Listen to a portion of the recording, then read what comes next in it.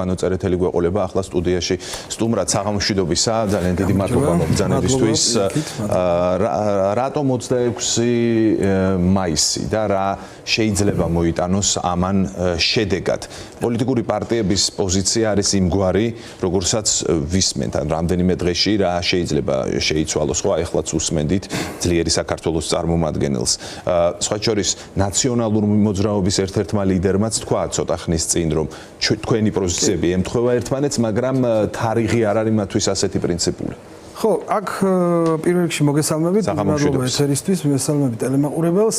აქ აუცილებლად უნდა აღენიშნოს და საუბარი უნდა დავიწყოთ იმით, რომ ამას რაც უფრო დროზე გავაკეთებთ, ჩვენი ხედვა ასეთია. ამ გადაწყვეტილებებს, რაც ვფიქრობთ, რომ დაუშვათ არ ვიღებთ მონაწილეობას, რაც უფრო დროზე გავაჟღერებთ, ეს გაცილებით უკეთესია ჩვენთვის, ანუ ამის შემდგომ უნდა გადავიდეთ ახალ ეტაპზე ბრძოლის, ხო? ამ რუსული რეჟიმის წინააღმდეგ. ამ საკითხის გაწელვა მე ვფიქრობ, რომ ხელს აძლევს სწორედ ამ რეჟიმს. რატომ? იმიტომ რომ ვიხარშებით ერთი და იგივე კითხვაში. თუკი ჩვენ გადავწყვიტეთ, რომ ის არჩევნები გაყავდა ოქტომბერში, ამის შემდგომ მდგომარეობა ხო არ გამოსწორებულა.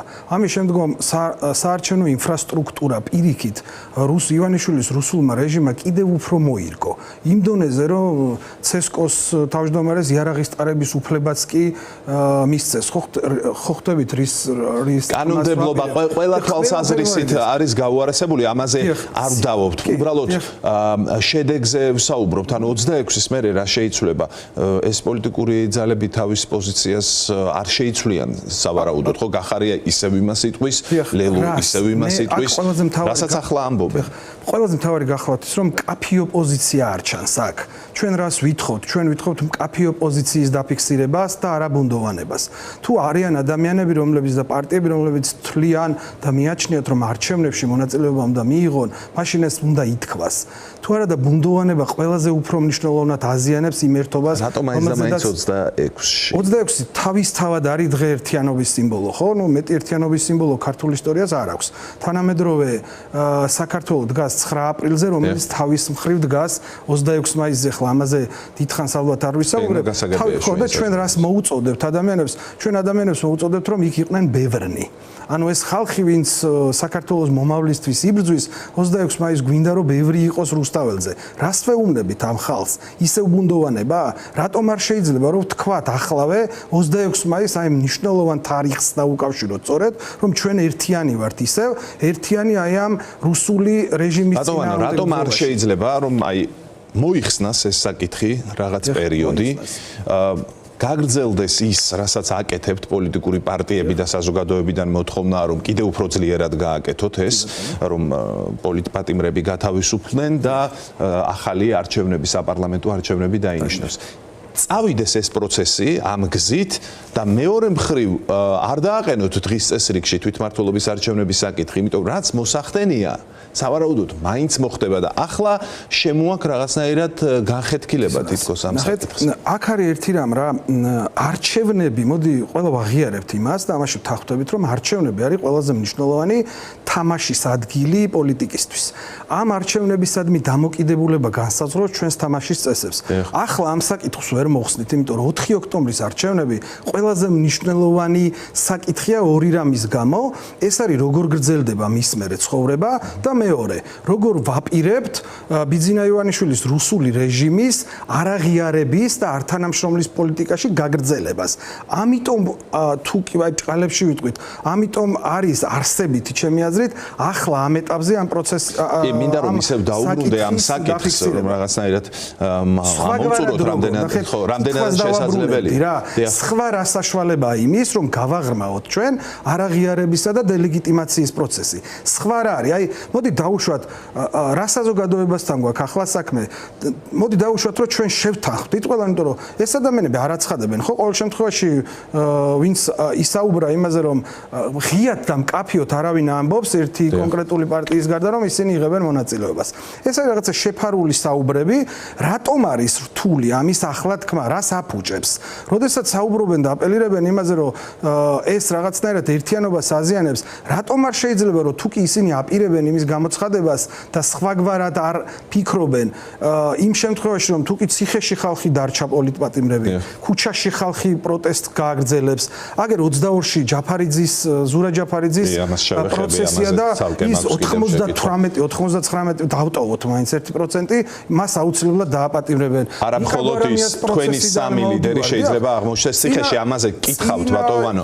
ამ პირობებში ეს არის 22-ის რეალობა მაინტერესებს, ანუ რეალობაში რა შეიძლება შეიცვალოს. მოვიდა 26 მაისი, ყველა დარჩა თავის პოზიციაზე, თავის აზრზე და ამის შემდეგ რას ვიღებთ? იგივე სურათი რჩება, ხო?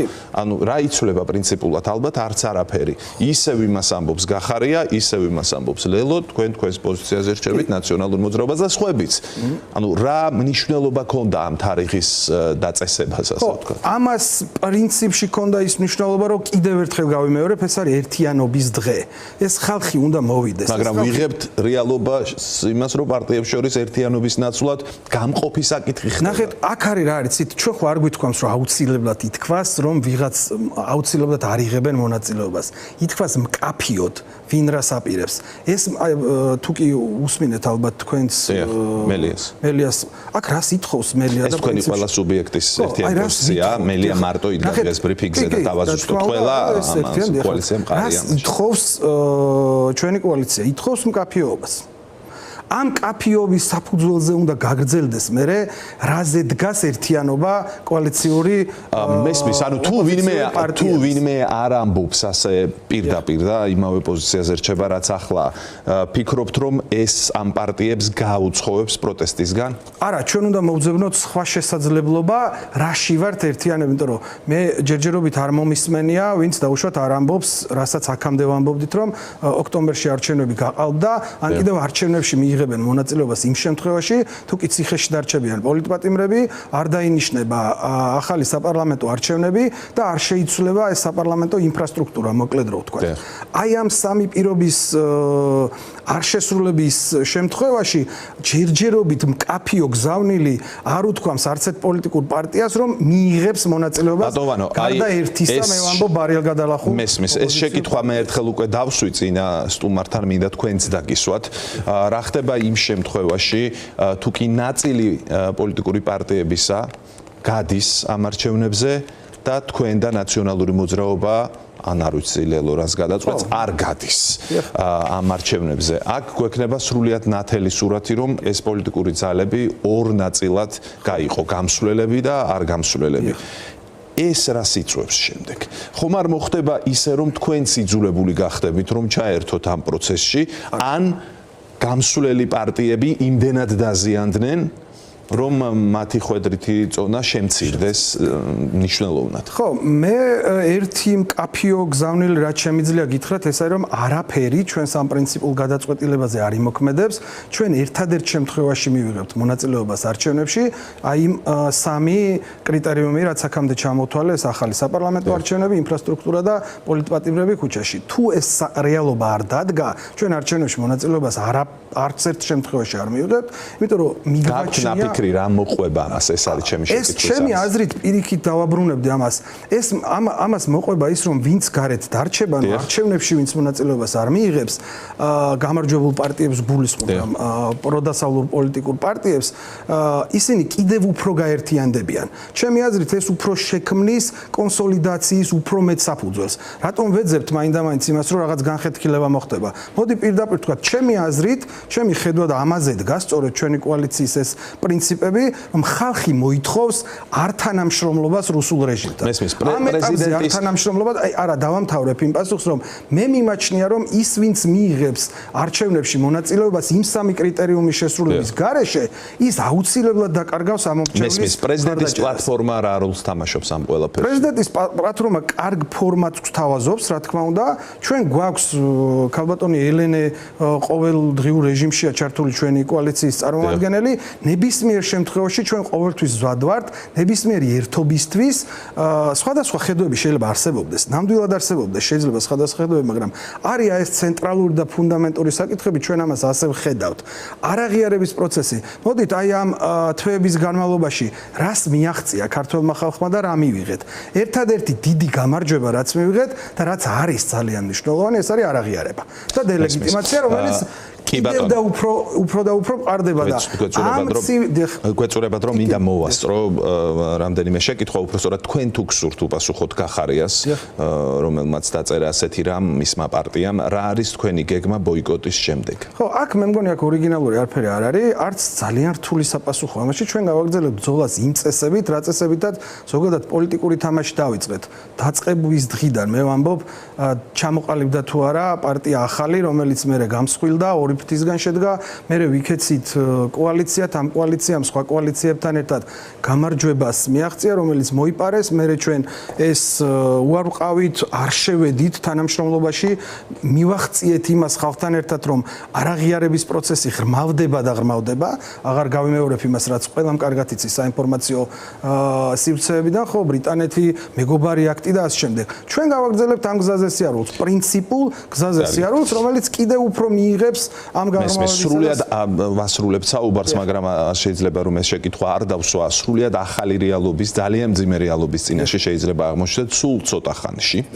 გადაწყვეტილება მიღებული აქვს თქვენს ლიდერებს, გვარამიას, მელიას, ჯაფარიძეს. ისინი შეიძლება კი არა თქვენ თავადვე ვარაუდობთ, რომ დიდი ალბათობით ციხეში აღმოჩნდებიან აი ამ პოლიტიკურ პროცესში. სამი ლიდერი, გამოკვეთილი ლიდერი კოალიციის შეიძლება აღმოჩნდეს ციხეში.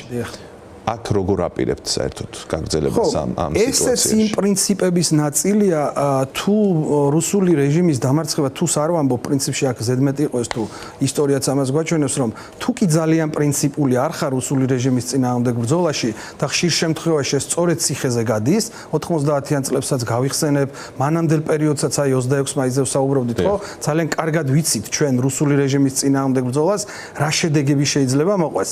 ამიტომ ეს გზა თუ ახლა ამაზე გადის და როგორც ჩანს გადის, იმიტომ რომ დღევანდელმა წინა სასამართლო პროცესმა აჩვენა ეს და დაგვანახა რომ ესენი როგორც ჩანს მიდიან დაჭერის გზით, იმიტომ რომ ნიკა გვარამიამ შესთავაზა მათ ძალიან მოხერხებული შესაძლებლობა, იმიტომ რომ ნონსენსია ის რაც ხდება.